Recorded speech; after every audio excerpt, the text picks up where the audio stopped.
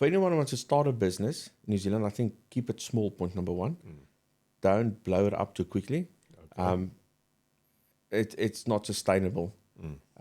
I think New Zealand is built, and if you look at all the businesses, all the contractors, the guys that does work for us, they are what they call single contractors. Now, single contractors can be guys from 1 to 4 employees plus the employer. But that's what we see as a single contractor. All right. Keep it small. I think that's, and keep it basic. That's right. There's the nice thing about being an employer here is like Xero, your accounting software, stuff like that.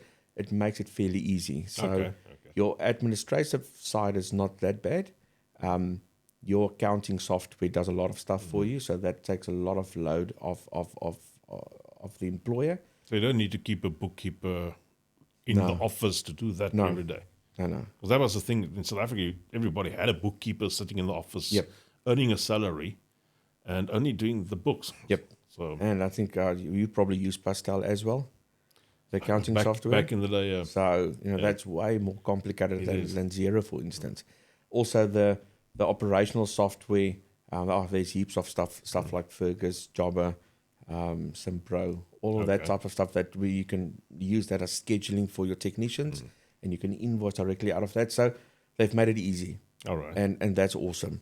In terms of starting your own business, I think once again, just keep it small. Systematically grow, organically grow. So the guy's just starting with his old car and work until he has earned some money before buying a new one or better, bigger one. That's probably the right way to go for a start. That's the guy that makes the most profit as well. Keeping your overhead very low. That's where you can maximize your profit. If you drive an old vehicle, you drive an old vehicle. That's right. You're the guy making the money at the end of the day.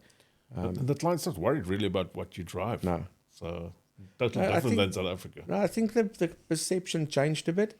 New Zealand was always like they're not really that materialistic. I think it changed a bit. But there's a good balance. But the vehicles as well and tools and equipment is fairly cheap in consideration. In South Africa, then? Yeah. Okay. So, but even you can buy a work van here for $4,500. That's not bad, yeah. No, it's well used, but you don't drive far. That's right. Take you long to get to and the fact that point A to point B. It will have a WAF and everything else, so you would know that the vehicle's not that bad. So. No.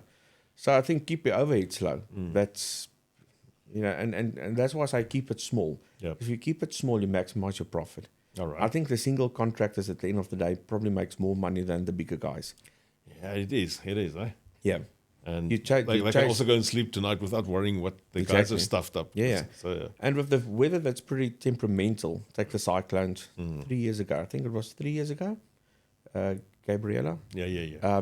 That was quite significant because there was the first cyclone in Jan, and then once again in March or somewhere. So it was 2 cyclones, and then the third one was, I think, in May again.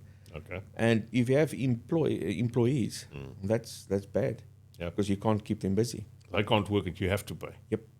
That's the quickest way to burn through money. Oh, yeah, bad catch-22. Yep.